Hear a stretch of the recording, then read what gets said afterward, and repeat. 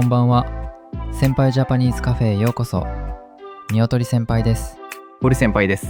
今日もよろしくお願いします。いやー、最近本当に暑くなってきましたね。わかる。そこで今日はね、夏の暑さの乗り切り方、熱中症の対策について話していきます。大事ですよね、これ。毎年ニュースで見ますもん。前回は備えあれば憂いなし、防災の備えについて話しましたよね。しましたね。備えるって言葉。実は今日の暑さ対策も同じ備えなんですよ。なるほど。皆さん、最近ちゃんと水分取れてますか？痛いところ。私結構忘れちゃうんですよね。そうなんですよ。喉が渇いてから飲む人多いんですけど、わかります。実は喉が渇いた時点でもう体は水分が足りてないんです。そうなんですか？じゃあ手遅れってこと？手遅れまではいかないけど、ちょっと遅いサインなんですよ。なるほど。だからこまめにって言うんですね。そうそう。今日のポイント、まさにそこです。でも正直、夏ってどうしても無理しちゃいません？しちゃいますね。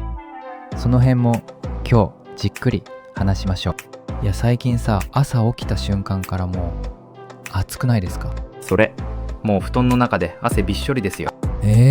夜エアコン消して寝ます？それともつけっぱなし？電気代が気になってつい消しちゃうんですよね。その気持ちわかります。でもね、それが意外と危ないんです。夜なのに？寝てる間にですか？そうなんです。夜間の熱中症って結構多いんですよ。マジですか？日本の夏ってただ暑いだけじゃなくて蒸し暑いでしょ？蒸し暑い。ほんとそれです。汗が全然乾かない。そうなんです。湿気が高いと汗が蒸発しにくいんですね。だから体の熱が逃げにくいんだ。その通り。梅雨明けの急に暑くなる時期が特に危ないです。確かに。体がまだ暑さに慣れてないですもんね。で、さっきのこまめにの話に戻るんですけど、一気にごくごく飲むより少しずつ何回も飲む方がいいんです。一気に飲んだ方が効きそうなのに。それが一気に飲んでも体が全部は吸収できないんですよ。なるほどね。目安はコップ一杯を1日に何回も。これが水分補給の基本です。なるほどね。麦茶とかでもいいんですか？いいですね。麦茶はカフェインがないから夏にぴったりです。いいですね。あと水だけじゃなくて塩分も大事なんですよ。塩分？水分だけじゃダメなんですか？汗をかくと水と一緒に塩分も出ていっちゃうんです。そっか。だからたくさん汗をかいた時は経口補水液とかが効くんですよ。スポーツドリンクみたいなやつですね。近いですね。ただ普段はそこまで濃いものじゃなくて大丈夫です。さっきのエアコンの話なんですけど、やっぱり我慢しちゃうんですよね。わかります。まだ大丈夫って思っちゃうんですよね。そうそう。エアコンつけるのなんかもったいなくて。でもね、そこで無理するのが一番危ないんです。電気代と体とどっちが大事かって話ですよね。まさに。倒れて病院に行く方がずっと高くつきますからね。確かに。熱中症ってどんなサインが出るんですか？まずめまいとか立ちくらみですね。フラッとする感じ。あとは頭が痛いとか体がだるい、力が入らない。それただの夏バテと区別つきにくくないですか？鋭いですね。そう、だから油断しやすいんです。油断、まさに私のことだ。だからこそ早めのサインに気づくことが大事なんです。もしちょっとやばいかもって思ったらどうすればいいですか？まず涼しい場所に移動して体を冷やすことです。体を冷やすってどこを冷やすんですか？首とか脇の下ですね。太い血管があるところを冷やすと効きます。なるほどね。保冷剤とか冷たいペットボトルでも代わりになりますよ。それなら家でもすぐできますね。外に出るときはなるべく日陰を歩くのもいいですよ。日陰、ほんと天国ですよね。あと帽子とか日傘も？そうそう、最近は男の人も日傘を使う人増えましたよね。いいことですよね。そういえば打ち水ってあるじゃないですか。ありますね。玄関先に水をまくやつ、昔からの知恵ですよね。水が蒸発するときに熱を持っていってくれるんでしたっけ？よく覚えてましたね。まさにその仕組みです。うちエアコン苦手で扇風機だけで頑張ってるんですけど。扇風機だけだとちょっと心配なこともあるんですよ。え？扇風機ダメなんですか？ダメじゃないです。ただ気温がすごく高いと熱風を回すだけになっちゃうんです。そっか。だからエアコンと扇風機を一緒に使うのがおすすめです。なるほど、合わせ技ですね。あと特に気をつけたいのが小さい子供とお年寄りなんです。確かに。なんでその2人なんですか？お年寄りは暑さや喉の渇きを感じにくくなるんですよ。だから本人は平気でも周りが声をかけてあげるのが大事です。水分取ったって一声かけるだけでも違いますもんね。そうなんです。家族や近所でお互い気にかけ合えるといいですよね。実は私、前に1回外でフラってなったことがあって、暑かったんですけど、もうちょっとで着くしって我慢して歩いちゃって。そのもうちょっとだからが一番危ないやつです。ほんとそれです。結局近くのコンビニに駆け込んで休みました。それは正解です。涼しいところで休むの大事ですから。あの時ほんと無理しちゃダメだなって思いました。まさに今日のキーフレーズにぴったりの体験ですね。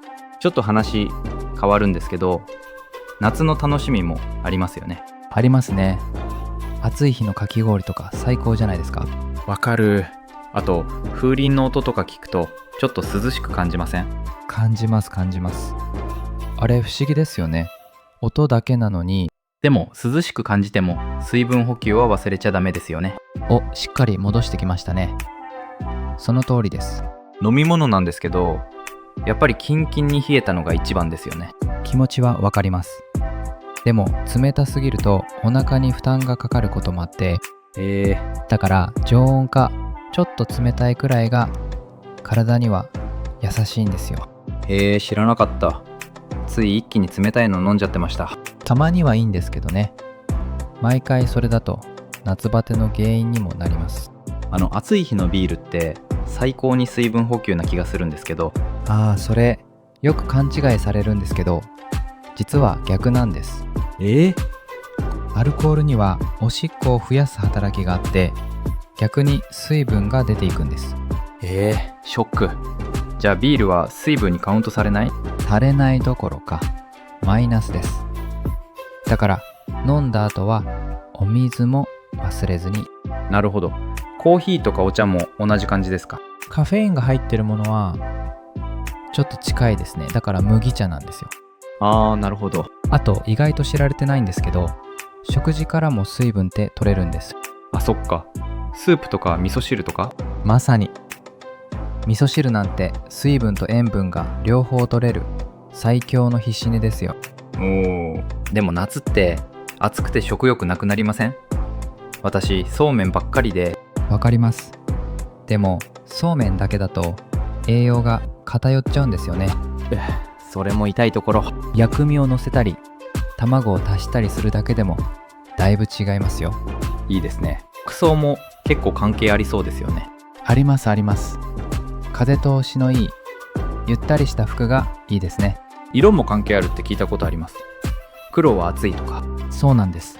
黒は熱を吸収しやすいので、夏は白っぽい色がおすすめです。最近は汗をすぐ乾かしてくれる素材の服もありますよね。ありますね。ああいうの1枚あるとかなり楽になりますよ。あと最近いろんな冷感グッズ売ってますよね。首に巻くやつとか。ネッククーラーですね。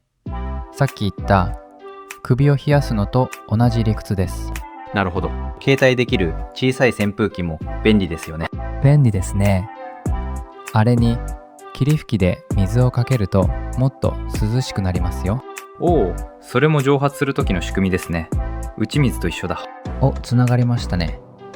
そう、原理は全部同じなんです。ここで用事があるときは時間帯を選ぶのも結構大事ですよ。やっぱりお昼の一番暑い時間は避けた方がいいですか？そうですね。だいたい昼の12時から3時くらいが一番きついです。じゃあ買い物とかは朝のうちに済ませちゃうのがいいんですね。そうそう。朝の涼しいうちに動くと体への負担が全然違いますよ。わかる。あとこれは本当に気をつけてほしいんですけど、車の中ですね。ニュースでよく聞きます。短い時間でも危ないんですよね。そうなんです。締め切った車の中は数分で本当に高温になります。子供やペットをちょっとだけって置いていくの絶対ダメですね。絶対ダメです。これこそ無理は禁物どころじゃないですからね。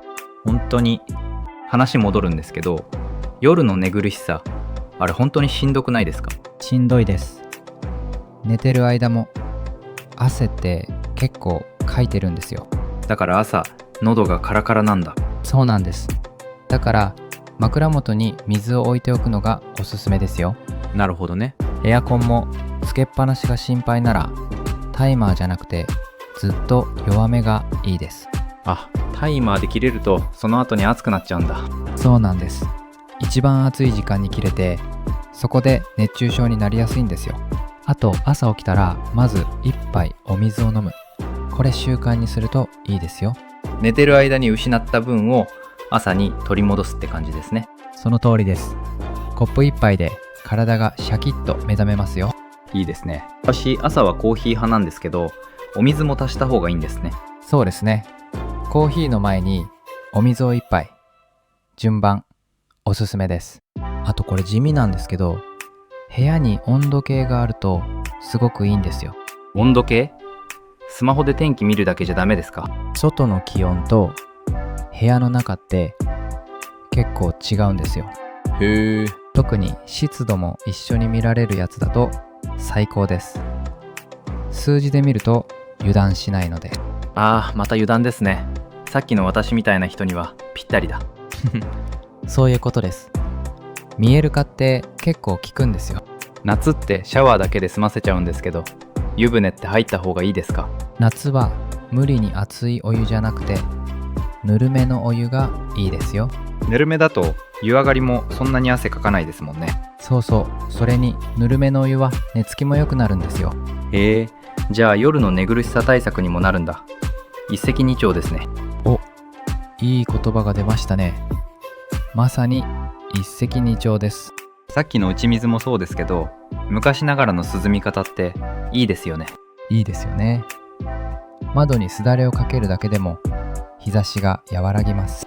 へえ。あとうちわとか扇子もなんか風情があって好きです。わかります。自分で仰ぐと電気も使わないしエコですよね。